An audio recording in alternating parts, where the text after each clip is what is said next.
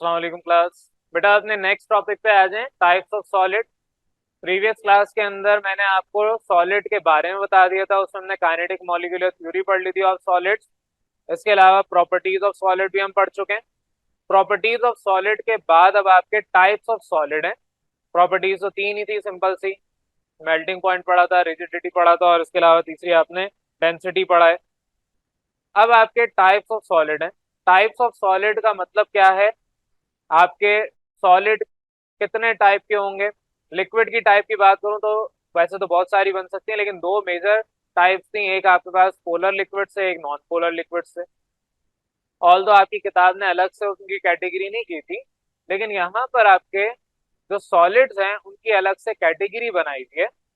क्योंकि आपने सॉलिड, जो भी चीज देखते हैं जिसको आप हाथ में पकड़ लें और वो डिफॉर्म ना हो, डिफॉर्म का मतलब शेप चेंज ना करे।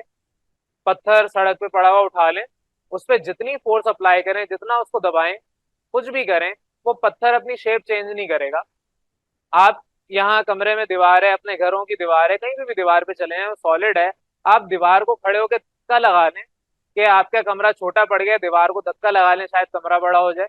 नहीं, वो कमरा बड़ा नहीं होगा, कमरा उतने का उतना ही रहेगा, आप अलबत्ता थक जाएंगे। तो जो भी आपके सॉलिड्स अपनी शेप नहीं चेंज करते, सॉलिड तो क्या है, कोई भी सब्सटेंस जो अपनी शेप चेंज नहीं करता, वो सॉलिड है। अब सॉलिड बहुत सारी टाइप्स के हैं। आपने यहाँ पर दो मेन टाइप पढ़नी है, एक अमॉर्फस, दूसरा क्रिस्टलाइन।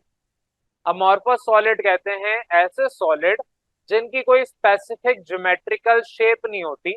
फॉर एग्जाम्पल, आप डायमंड लें या कोई और क्रिस्टल ले लें, उसकी शेप आपकी स्पेसिफिक ज्योमेट्रिकल होगी, यानी कि ज्योमेट्री का मतलब ये होता है कि जिसको आप मेजर कर सकें, जिसके प्रॉपर साइड्स और एंगल्स हो।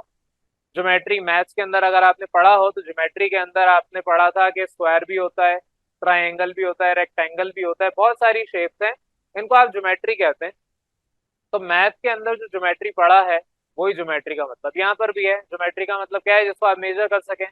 जियोमेट्री, जियो कहते हैं जियोलॉजिकल साइंस, अगर आपने ये नाम सुना हो तो जियो को हम कहते हैं जमीन, उर्दू में उसका मतलब होता है जमीन।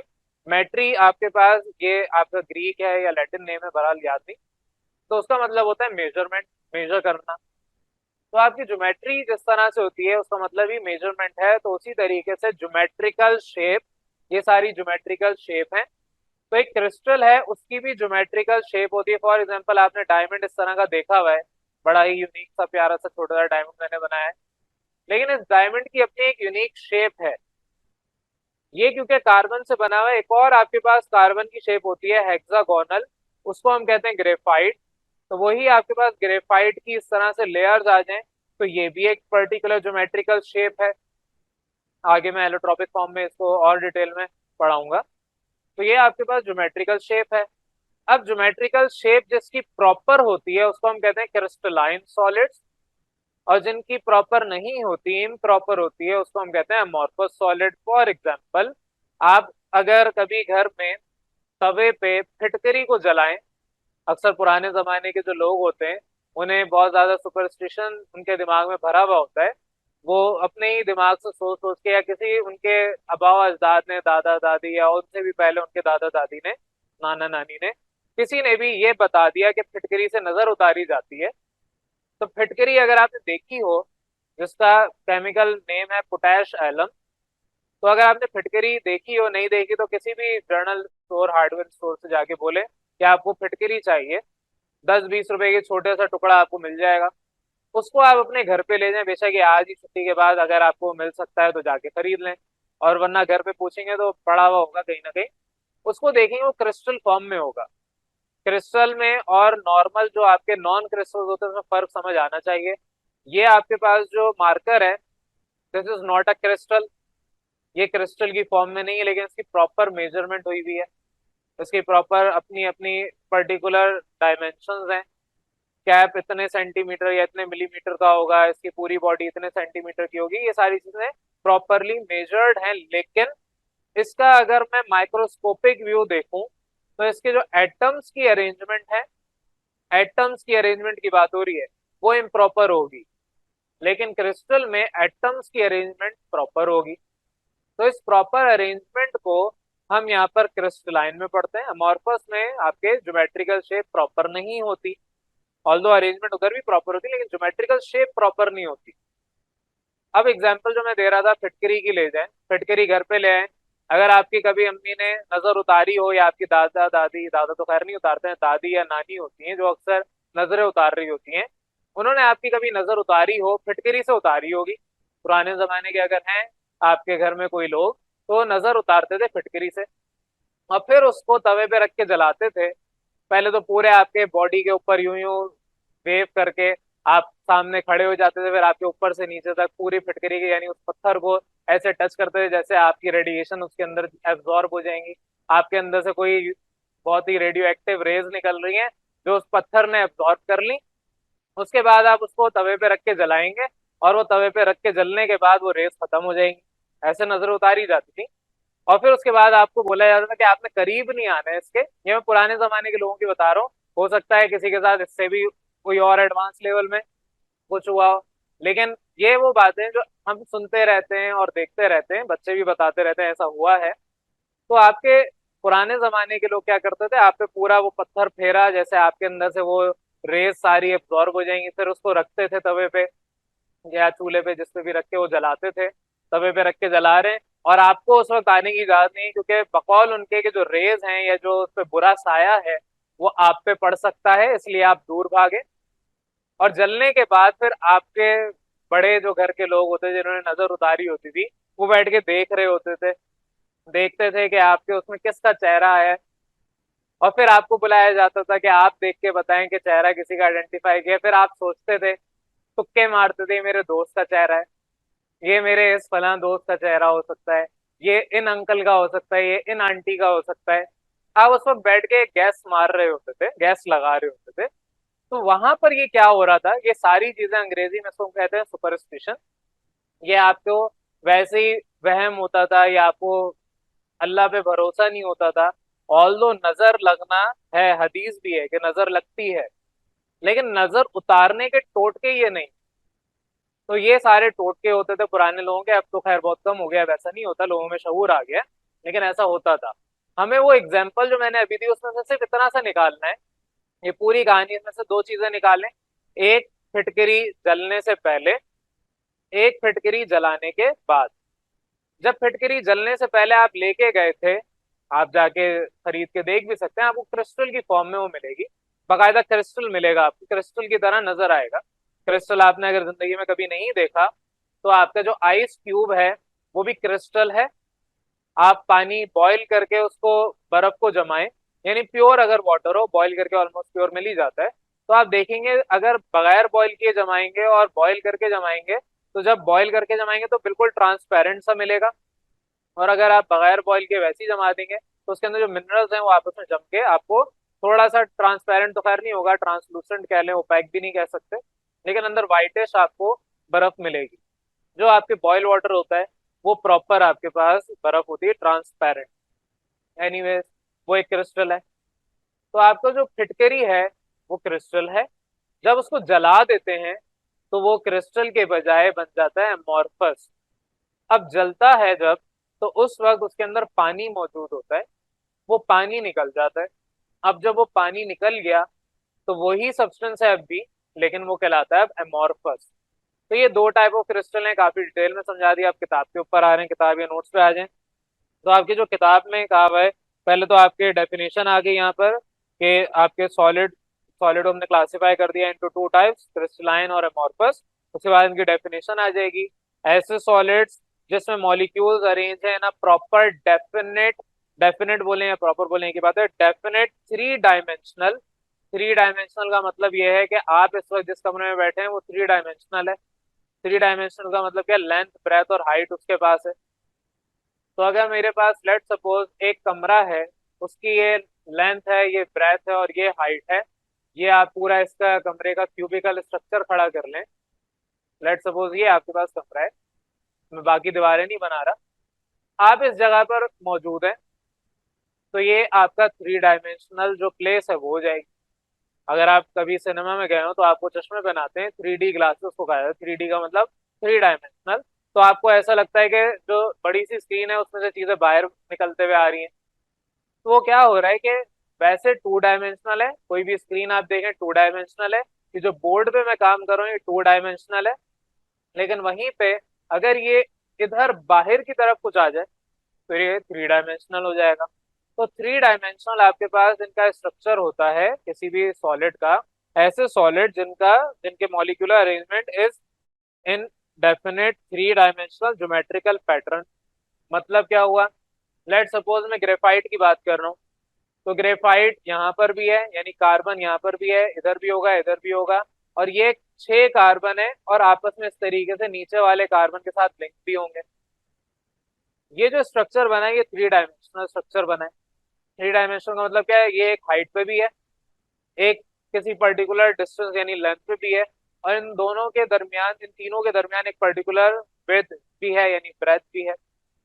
तो आपके जब भी कोई अरेंजमेंट मॉलिक्यूल की इन थ्री डायमेंशनल होगी और इन अ प्रॉपर ज्योमेट्रिकल पैटर्न होगी, यानी कि अगर एक कार्बन यहाँ पर है तो एट अ सर्टेन डिस्टेंस यहाँ पर भी होगा, एट अ सर्टेन डिस्टेंस यहाँ पर भी होगा, और लाजमी नहीं है कार्बन हो, सल्फर भी हो सकता है, फॉस्फोरस भी हो सकता है, कोई भी हो सकता है, कोई भी दूसरा एलिमेंट आप ले लें, अगर वो प्रॉपर अरेंज होंगे इन अ ज्योमेट्रिकल पैटर्न तो वो आपके कहलाएंगे यहाँ पर क्रिस्टलाइन सॉलिड्स। ये आपकी डेफिनेशन में लिखा हुआ है। करेक्टरिस्टिक इनकी क्या है, ये करेक्टरिस्टिक में वर्ड टू वर्ड पढ़ा रहा हूँ, इसको तवज्जो से समझना है, इसमें जो जुमले हैं वो क्लियर होने चाहिए। क्रिस्टलाइन की यहाँ पर आपको डायग्राम भी मिलेगी। Proper line to line arrangement है, रैंडम अरेंजमेंट नहीं है। अगर आपको याद हो NaCl, NaCl मैं यहाँ पर दोबारा ड्रॉ कर देता हूँ। NaCl अगर थोड़ा सा भी याद हो तो आप कह रहे थे कि सोडियम का एक एटम है, उसके इर्द गिर्द छह क्लोरीन के एटम्स अटैच्ड है, ये छह जगह पर क्लोरीन अटैच्ड है, और एक क्लोरीन के इर्द गिर्द छह सोडियम एटम्स अटैच्ड है, तो तब जाके सॉल्ट NaCl बना था। ये आपके चैप्टर 4 मैंने पढ़ाया था, वहां पर था। तो यहाँ पर भी इसी तरीके से कोई भी सॉलिड होगा उसमें अरेंजमेंट प्रॉपर होगी। अब वो डायग्राम आपकी वापस अगर चैप्टर में जाके देखना चाहते हो तो बेशक देख लें, आपको थ्री डायमेंशनल ज्योमेट्रिकल शेप समझ आ जाएगी क्या मैं बात कर रहा हूँ। वरना किताब ने ये जो बना के दिए ये भी आप देख सकते हैं, इसके अंदर आपको क्रिस्टलाइन स्ट्रक्चर बताया है, एक मॉलिक्यूल स्फेरिकल शेप में बनाया है, उसके साथ मॉलिक्यूल्स हैं, नीचे भी मॉलिक्यूल्स हैं, अरेंजमेंट प्रॉपर है। वहीं पे अमॉर्फस भी आपके सामने है, अमॉर्फस देखें, वो आपके पास डिफरेंट अरेंजमेंट में है, वो भी सॉलिड, लेकिन अरेंजमेंट आगे पीछे डिफरेंट है। तो एनीवेज कैरेक्टरिस्टिक पे आ रहे हैं, क्रिस्टलाइन की कैरेक्टरिस्टिक पे बात कर रहा हूँ। Arrangement of molecules in solid are bounded, bounded का मतलब एक साथ अटैच्ड है, बाउंड हुए हुए, by plane surface, by plane surface का मतलब दो प्लेन है। प्लेन ये हवाई जहाज वाला प्लेन की बात नहीं कर रहा, एक्स वाई प्लेन मैथ में पढ़ा होगा ग्राफ के अंदर, या नहीं भी पढ़ा तो आपको पता होगा एक्स वाई प्लेन क्या होता है। और अगर प्लेन नहीं पता तो इस बोर्ड को देख लें, इस बोर्ड की ये एक इस तरीके से एक्स एक्सिस में लेंथ ले लें और वाई एक्सिस में लेंथ ले लें, वो मौजूद है। तो इस बोर्ड में ये जो पूरा हिस्सा होगा यहां से लेके ये पूरा हिस्सा कहलाएगा अब प्लेन। अदरवाइज सिर्फ एक्स एक्सिस की बात करूं, यानी कि सिर्फ इसकी इस डायरेक्शन में लेंथ की बात करूं, या सिर्फ इसकी हाइट की बात करूं यानी कि वाई एक्सिस की बात करूं, ये आपके पास सिर्फ और सिर्फ एक लेंथ कहलाती है, और लेंथ आपके पास प्लेन नहीं होती, प्लेन अलग है। प्लेन क्या है, ये पूरा हिस्सा। तो एक कमरे की जो एक दीवार है वो एक प्लेन है। कमरे में टोटल चार दीवारें, छत और फर्श मिला के छह दीवारें, तो एक कमरे के अंदर, एक क्यूबिकल स्ट्रक्चर के अंदर छह प्लेन्स होते हैं। उन प्लेन्स को हम कहते हैं फेसेस। तो लास्ट क्लास में ये मैंने कहा था कि फेसेस आपके चेहरे नहीं है, इन प्लेन्स को हम फेसेस भी कहते हैं। तो यूं कह सकते हैं कि आपके पास दीवारों के चेहरे हैं, या ये भी कह सकते हैं कि मॉलिक्यूल्स के चेहरे हैं। तो ये जो बाय प्लेन का वर्ड यूज किया है इसका मतलब दो प्लेन्स होंगे। दो प्लेन्स में भी आगे और डिटेल में समझाता हूँ, पहले जुमला कंप्लीट कर रहे हैं। Are bounded by plane surface called faces. By plane surface होंगी, सरफेस तो सबको पता है, सरफेस आपके पास कोई भी सतह को कहते हैं, विच intersect each other at a particular angle. तो लेट सपोज ये डायमंड की शेप है, ये एक प्लेन है, ये दूसरा प्लेन है, दो प्लेन हो गए, तो दो को हम क्या कहेंगे, by plane. Intersecting at a particular angle, ये आपस में एक पर्टिकुलर एंगल के साथ इंटरसेक्ट कर रहे हैं, तो इस दोनों को जो इंटरसेक्शन है इसको हम कहेंगे बाय प्लेन सरफेस इंटरसेक्शन। और एक जो आपका प्लेन है इसको हम कहेंगे फेस। ये क्योंकि बाउंड हुए हुए हैं आपस में, तो जितने ज्यादा इनके दरमियान प्लेन्स होंगे उतने ज्यादा इनके फेसेस होंगे। तो उसी तरीके से ये क्यूब अब थोड़ा सा खराब हो गया है। अगर ये क्यूब प्रॉपर है तो इस क्यूब के 6 फेसेस है, 6 चेहरे हैं। लेकिन हम यहाँ पर फेस को चेहरा नहीं कहेंगे, फेस आपका अलग होता है। इन केमिस्ट्री फेस का मतलब एक प्लेन, एक सरफेस की बात हो रही है। तो इसका मतलब ये जो कैरेक्टरिस्टिक लिखी है इसका मतलब ये है जो मैंने अभी बताया। दूसरा सिंपल सा है कि इनके पास जो मेल्टिंग पॉइंट है वो शार्प होता है। तो आपने सॉलिड की प्रॉपर्टी भी पढ़ी थी, मेल्टिंग पॉइंट इनका शार्प होता है। तो जितने भी क्रिस्टलाइन सॉलिड है इनका मेल्टिंग पॉइंट शार्प होता है। तभी सॉल्ट का मैंने कहा था 801 डिग्री सेल्सियस होता है। तो 801 डिग्री सेल्सियस का मतलब कि 801 पे ही मेल्ट होगा। 800 डिग्री पे मेल्ट नहीं होगा, जैसे ही 801 पहुंचेगा मेल्ट होना शुरू हो जाएगा। वैसे इतना भी हार्ड एंड फास्ट रूल नहीं होता, 800 पे भी हो ही रहा होता है, थोड़ी सी इंप्योरिटीज होती हैं। बहरहाल एग्जाम्पल आपके यहाँ पर मैंने एक तो सॉल्ट दे दिया, दूसरा डायमंड दे दिया, यही आपकी किताब में भी बताया हुआ है। ये कॉमन एग्जांपल है क्रिस्टलाइन सॉलिड के। एक फिटकरी, ये भी एग्जांपल मैं दे चुका हूँ क्रिस्टलाइन सॉलिड की। घर पे जाके आप फिटकरी लेके जाएं और अम्मी को बोले नजर जरा उतार लें। आपकी अम्मी को पता होगा नजर कैसे उतारते हैं, अगर कभी उन्होंने उतारी होगी। वरना आपकी दादी या नानी अगर है तो उससे पूछ लेंगे। आगे आ जाए, सेकंड पे आ रहे हैं। सेकंड आपके पास है अमॉर्फस। अमॉर्फस सॉलिड मैंने कहा क्रिस्टलाइन में अगर वाटर मॉलिक्यूल्स हैं उनको निकाल दें तो पीछे जो रह जाएगा वो रह जाएगा अमॉर्फस। फिटकरी आपका जलने से पहले क्रिस्टल में था, जलने के बाद जब उसका वाटर निकल गया उस वाटर को हम कहते हैं वाटर ऑफ क्रिस्टलाइजेशन। क्रिस्टल का पानी है तो इसलिए वाटर ऑफ क्रिस्टलाइजेशन उसका नाम है। जब वाटर ऑफ क्रिस्टलाइजेशन निकल गया तो पीछे जो रह गया वो क्या बचा, अमॉर्फस। तो अमॉर्फस के ऊपर बात करें, सिंपल सी डेफिनेशन है, ऑल्दो मैं बता चुका हूँ। सॉलिड जिनमें molecules are not arrange in geometrical pattern, तो उन तमाम सॉलिड्स को आप कहेंगे अमॉर्फस सॉलिड। यही सारी बात इधर भी लिखी हुई है। इनके शार्प मेल्टिंग पॉइंट्स नहीं होते। ठीक है, अब आपके सॉलिड में लाजमी नहीं है सबके शार्प मेल्टिंग पॉइंट हो, कुछ हैं जिनमें शार्प मेल्टिंग पॉइंट नहीं होते। कुछ आपके 100 पे भी मेल्ट हो जाते हैं और वही सब्सटेंस सेम 80 में भी बॉयल हो जाता है, 140 में भी बॉयल हो जाता है। बॉयल का मतलब मेल्ट भी हो जाता है। बॉयल भी डिफरेंट टेम्परेचर पे होता है, मेल्ट भी डिफरेंट टेम्परेचर पे होता है। तो आपके मेल्टिंग और बॉइलिंग पॉइंट शार्प नहीं होते अमॉर्फस के। एग्जाम्पल आपकी प्लास्टिक, रबर, जो आप ग्लास, मैंने चश्मा पहना हुआ है ऐसा ग्लास हो गया, या पानी पीते हैं वो ग्लास हो गया, कांच की बोतलें आती हैं, सारे आपके पास कांच की बोतल दिख रहा है कि वो आपके पास क्रिस्टल की तरह है, लेकिन वो एक्चुअल में क्रिस्टल नहीं है, वो एक्चुअल में अमॉर्फस सॉलिड है। तो ये आपके पास कुछ एग्जांपल्स हैं अमॉर्फस सॉलिड की, और यही आपका सॉलिड का लास्ट टॉपिक था। अब आपकी डिफरेंसेस हैं, तो डिफरेंसेस वैसे मैं आपको होमवर्क दूंगा और अभी मैं रफली सा समझा रहा हूँ, थोड़ा स्पीड में लेके चल रहा हूँ। पहले यहाँ था, अगर किसी को कंफ्यूजन है तो वो डिस्कस कर लें। बेटा आपने ये डिफरेंसेस देख लें। Difference between amorphous and crystalline solid आपकी किताब ने दिया हुआ है। इसमें ऑल्दो आप खुद भी पढ़ सकते हैं, लेकिन कुछ टर्मिनोलॉजीज ऐसी हैं जो मुझे आपको समझानी है, उसकी वजह से मैं ये पूरा टॉपिक पढ़ा रहा हूँ। अब अमॉर्फस सॉलिड है एक जगह, दूसरी जगह क्रिस्टल आपके क्रिस्टलाइन सॉलिड है। अमॉर्फस और क्रिस्टलाइन में पहले अमॉर्फस फिर क्रिस्टलाइन पढ़ूंगा जिस तरह किताब में, वैसे ही तो आपने साथ साथ समझना है। पहला पॉइंट है, they do not have geometrical defined definite shape. तो डेफिनेट ज्योमेट्रिकल शेप अमॉर्फस में नहीं है, क्रिस्टलाइन में इसका अपोजिट है, they have definite geometrical shape. इसको आप डेफिनेट की जगह कैरेक्टरिस्टिक भी कह सकते हैं।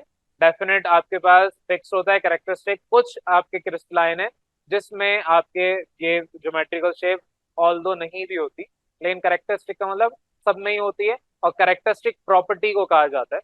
तो कैरेक्टरिस्टिक ज्योमेट्रिकल शेप यानी प्रॉपर इनकी ज्योमेट्रिकल शेप होगी।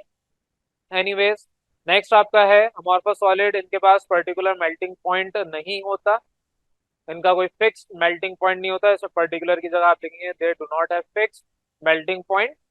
और ये आपके पास वाइड रेंज ऑफ टेम्परेचर में मेल्ट हो जाते हैं, जैसे मैंने अभी बताया, 100 पे भी हो जाएंगे, 80 पे भी हो जाएंगे, 140 150 पे भी हो जाएंगे, डिपेंड कर रहा है मटेरियल कौन सा है। और वहीं पे आपका क्रिस्टलाइन इनका स्पेसिफिक शार्प मेल्टिंग पॉइंट होगा, ये आपको पढ़ा चुका हूँ। तीसरा, ये इसकी वजह, तीसरा और चौथे की वजह से मैं आपको मेनली पढ़ा रहा हूँ। तीसरा है amorphous solid are isotropic. Isotropic क्या होता है? आइसोट्रोपिक कहते हैं ऐसे सब्सटेंस को जिनको अगर मेजर कर रहे हैं किसी भी साइड से तो वो सेम बराबर वैल्यू दे, बराबर मेजरमेंट दे। फॉर एग्जांपल, एक आप इक्विलेटरल ट्राइंगल ले रहे हैं, तो इक्विलेटरल ट्राइंगल की आप ये वाली साइड मेजर करें या ये वाली साइड मेजर करें या ये वाली साइड मेजर करें, या इसका तीनों में से कोई भी एंगल मेजर करें, तीनों सेम इक्वल बराबर आएंगे, तभी उसको इक्विलेटरल कहा जा रहा है। तो यही सेम कॉन्सेप्ट है आइसोट्रॉपिक में। आइसोट्रॉपिक ऐसे सब्सटेंसेस को कहते हैं जिनमें मेजरमेंट अगर लेनी हो तो किसी भी जगह से ले लें, मेजरमेंट सेम आएंगी। वहीं पे क्रिस्टलाइन की लें तो क्रिस्टलाइन में लेट सपोज ये डायमंड था, अब दोबारा से गंदा सा बनाना पड़ेगा लेकिन चलें बना दिया। अगर मैं इस साइड की मेजरमेंट लूं और इस साइड की मेजरमेंट लूं, दोनों में फर्क है। तो क्रिस्टलाइन आपके ये आइसोट्रॉपिक नहीं होते, और जो आइसोट्रॉपिक नहीं होते उसको हम कहते हैं एनआइसोट्रॉपिक। नेक्स्ट पॉइंट पे आ जाएं। Amorphous solid are unsymmetrical. Unsymmetrical को हम एसिमेट्रिकल भी कहते हैं। आपने एग्जाम में अनसिमेट्रिकल की बजाय एसिमेट्रिकल लिखना है। एसिमेट्रिकल शायद आप बायो में पढ़ चुके हो या पढ़ा हो, नहीं पढ़ा तो अब मैं पढ़ा रहा हूँ। अनसिमेट्रिकल को एसिमेट्रिकल भी कहा जाता है। अब ये सिमेट्रिकल और एसिमेट्रिकल क्या है? दूसरा आपके पास जाहिर है सिमेट्रिकल है। क्रिस्टलाइन सॉलिड सिमेट्रिकल है। सिमेट्री कहते हैं किसी चीज को 180 डिग्री घुमा दें तो वो चीज सेम वैसी आइडेंटिकल दिखनी चाहिए। फॉर एग्जाम्पल, आपकी आंखें, अगर आपको अल्लाह ने बिल्कुल सही तरीके से आंखें दी हैं, कोई डिफेक्ट नहीं है, तो आपकी आंखें बिल्कुल सिमेट्रिकल है। यानी आपका जो चेहरा है इसको यहाँ बीच से काट दें तो ये आधा हिस्सा और ये आधा हिस्सा बिल्कुल एक जैसा आइडेंटिकल होगा, लेकिन अपोजिट होगा। आपके दो हाथ हैं, एक ये सीधा हाथ है और दूसरा आपके पास ये उल्टा हाथ है, ये दोनों सिमेट्रिकल हैं। सिमेट्रिकल जैसा आपका चेहरा है उसी तरीके से आपका ये हाथ भी है, लेकिन हाथ बिल्कुल अलग है। आप ये वाला हाथ सामने रखें, आपका अंगूठा इस साइड पे, लेफ्ट साइड पे, उल्टे हाथ का अंगूठा उल्टे हाथ की तरफ डायरेक्शन दे रहा है और सीधे हाथ का अंगूठा सीधे हाथ की तरफ दे रहा है। लेकिन जब दोनों को देखेंगे दोनों बिल्कुल सिमेट्रिकल होंगे। सिमेट्रिकल का मतलब बिल्कुल सेम नजर आना। शीशे में अपने आप को खड़ा करके देख लें तो आपके अपना आप जब देखेंगे तो बिल्कुल सीधा नजर आएगा, लेकिन जब आप अपना सीधा हाथ उठाएंगे तो शीशे में आपका उल्टा हाथ उठ रहा होगा। तो आप अपने आप को 180 डिग्री घुमा दें तो जो शेप आएगी अगर आइडेंटिकल हो लेकिन अपोजिट हो, ज़ाहिर है 180 घुमाने का मतलब ही अपोजिट करना है, लेकिन आइडेंटिकल हो, आप ये वाला हाथ देखें सेम इस तरह का आपका उल्टा हाथ है, तो सीधा हाथ की तरह बिल्कुल सेम उल्टा हाथ है, तो इस प्रॉपर्टी को हम कहते हैं सिमेट्रिकल या सिमेट्री। इसकी एग्जांपल यूं समझें, आगे चल के आपको अगर मैंने पढ़ाया नेक्स्ट क्लास में तो वहां पर ऑर्गेनिक कंपाउंड्स पढ़ेंगे। लेट सपोज कोई कंपाउंड है जिसमें आपके पास यहाँ पर इस तरीके से कार्बन बना हुआ है और इधर आपके पास हाइड्रोजन है, और इस कार्बन के पास यहाँ पर चलें एक इधर हो गया, तीन इधर डाल दिए, इधर आपके पास ओ एच है। लेट सपोज, मैं रैंडमली लिख रहा हूँ, मुझे नहीं पता क्या ये बनेगा, लेकिन वहीं पे अगर यही सेम सब्सटेंस, हो सकता है मैं कुछ उल्टा ही कंपाउंड बना दूं लेकिन मुझे नहीं पता क्या बनेगा, यही सेम सब्सटेंस अगर अपनी शेप इस तरीके से कर ले तो इन दोनों को हम कहेंगे बोथ आर सिमेट्रिकल। क्यों? सिर्फ 180 घुमाया तो ये चीज इस जगह आ गई, ये चीज इस जगह आ गई, लेकिन वहीं पे ये चीज घूमने पर आपकी ये कंप्लीटली अपोजिट नेचर बन जाएगा। एक सब्सटेंस ऐसा है, मैं इतना बड़ा बना नहीं सकता, लेकिन जो शुगर है उसमें से ग्लूकोज और फ्रक्टोज निकलता है। ग्लूकोज और फ्रक्टोज में सिर्फ और सिर्फ उनमें एक फंक्शनल ग्रुप, ये फंक्शनल ग्रुप कहलाता ही है। एक सब्सटेंस का फर्क है और उनकी डायरेक्शन का फर्क है, और वो डायरेक्शन अगर इधर से उधर हो जाती तो फ्रक्टोज भी आपका ग्लूकोज में कन्वर्ट हो जाता। तो ये आपके पास इस तरह की प्रॉपर्टी को हम कहते हैं सिमेट्रिकल नेचर या सिमेट्री। अब इसका अपोजिट एसिमेट्रिकल क्या होगा? जो इस तरह से नहीं होता। अब इसकी एग्जांपल क्या लेंगे? डायमंड पकड़ें, उसको यूं घुमा दें तब भी वो ऐसी शेप का मिलेगा। कोई और क्रिस्टल लें उसको भी घुमा दें तब भी वो ऐसी शेप का मिलेगा। क्रिस्टल को घुमाने का मतलब ये है उसका जो प्रॉपर क्रिस्टल क्रिस्टल आप कहेंगे क्रिस्टल लैटिक्स, क्रिस्टलोग्राफी या क्रिस्टल लैटिक्स। लैटिक्स आगे वर्ड शायद आएगा, तो लैटिक्स कहते हैं arrangement of molecules in the crystal. तो उसकी मैं बात कर रहा हूँ, क्रिस्टल लैटिक्स की बात कर रहा हूँ। मैं आपके ओवरऑल डायमंड की बात नहीं कर रहा कि आपने वॉल्केनो से डायमंड उठा के ले आए और उसको जाके देखा और उस डायमंड को फिर आप देखेंगे यूं घुमा के सिमेट्रिकल है या नहीं, नहीं होगा। लेकिन जब आप उसको तोड़ेंगे, माइक्रोस्कोप में देखेंगे, तो उसका जो क्रिस्टल यूनिट होगा, बेसिक यूनिट होगा, जैसे हर इंसान का या लिविंग ऑर्गेनिज्म का बेसिक यूनिट सेल है, तो उसी तरीके से किसी भी क्रिस्टल का बेसिक यूनिट कहलाता है क्रिस्टल लैटिक्स, और वो सब में सेम होगा। तो बहरहाल ये आपका पॉइंट भी क्लियर हो गया। नेक्स्ट आपके पास है अमॉर्फस सॉलिड। अमॉर्फस जितने भी सॉलिड्स है, do not break at fixed cleavage plane. Cleavage plane हम कहते हैं जहां पर ब्रेकेज हो रहा हो, यानी क्रिस्टल तोड़ दें। तो क्रिस्टल तोड़ने के बाद, आप क्रिस्टल तोड़े या कोई भी सॉलिड तोड़े, तोड़ने के बाद जो उधर आपको प्लेन नजर आएगा, तो अमॉर्फस में इनका कोई फिक्स प्लेन नहीं होता, लेकिन क्रिस्टल में फिक्स प्लेन होता है। एक क्रिस्टल लें, उसको तोड़ें, तो आपको बिल्कुल एक स्मूथ सा और शार्प एजेस वाला एक प्लेन नजर आएगा, एक सरफेस नजर आएगी। लेकिन वहीं पे अमॉर्फस तोड़ दें, आपको कुछ नहीं मिलेगा। आप पत्थर लें, उसको तोड़ें, तो वो अपनी मर्जी से अलग अलग जगह से टूटेगा, लेकिन क्रिस्टल को जब तोड़ेंगे तो एक फिक्स यूनिट में टूटेगा वो। तो इसको मैं इतनी डिटेल में अभी और नहीं बता सकता, क्योंकि आपके ये जो क्रिस्टल लैटिक्स है, क्लैविस प्लेन्स हैं, ये सारी बातें आपकी किताब ने पहले आपको बताई नहीं है, बेसिक्स आपको अभी यहाँ पर समझाई नहीं है, तो मैं आपको इतनी डेप्थ में नहीं बता सकता। बस इसको याद कर लें, क्रिस्टलाइन सॉलिड जितने भी हैं, ब्रेक जब करेंगे, उनको तोड़ेंगे, तो उनके जो टूटने के बाद जो उनका प्लेन होगा, एक्सेस होंगे, जिस तरीके से उसके अंदर मॉलिक्यूल्स की अरेंजमेंट होगी, उस चीज को हम कहेंगे प्रॉपर क्लेविज प्लेन, और उनकी प्रॉपर पर्टिकुलर डायरेक्शन नजर भी आएगी। यानी कि आपके पास अगर डायमंड को तोड़ा जाएगा, तो आपके डायमंड में मॉलिक्यूल उसी तरीके से अरेंज नजर आएंगे, यानी कि आपके पास टेट्रागोनल शेप ही नजर आएगी। आप अपने ग्रेफाइट को तोड़ें, उसको आपको जब ऑब्जर्व करना पड़ेगा, तो नजर आएगा कि वो हेक्सागोनल शेप है, तो उधर शेप प्रॉपर नजर आएगी। लेकिन अमॉर्फस में ऐसा नहीं होता, अमॉर्फस में कोई शेप प्रॉपर नहीं होती। ये आपका सिंपल सा टॉपिक था सॉलिड्स का, और ये लास्ट आपके डिफरेंसेस थे। ऑल दो डिफरेंसेस मैं इतनी डेप्थ में नहीं जा सकता, वरना उसके लिए मुझे बिल्कुल शुरू से पढ़ाना पड़ेगा कि आपके पास आइसोट्रोपिक क्या होता है, आइसोट्रोपी क्या होता है, इसके अलावा आपके पास सिमेट्री, एसिमेट्री क्या होता है, और नेक्स्ट आपका क्रिस्टल लैटिक्स क्या होता है, क्लैविस प्लेन्स क्या होते हैं, ये सब हमें पढ़ना पड़ेगा क्रिस्टल्स के अंदर, जो कि आपकी किताब में नहीं पढ़ा है। टॉपिक ऐसा नहीं है, तो याद कर लें, सिंपल सा है, जितनी डेप्थ में जाना था उतना मैंने आपको बता दिया। यहाँ तक किसी भी कंफ्यूजन?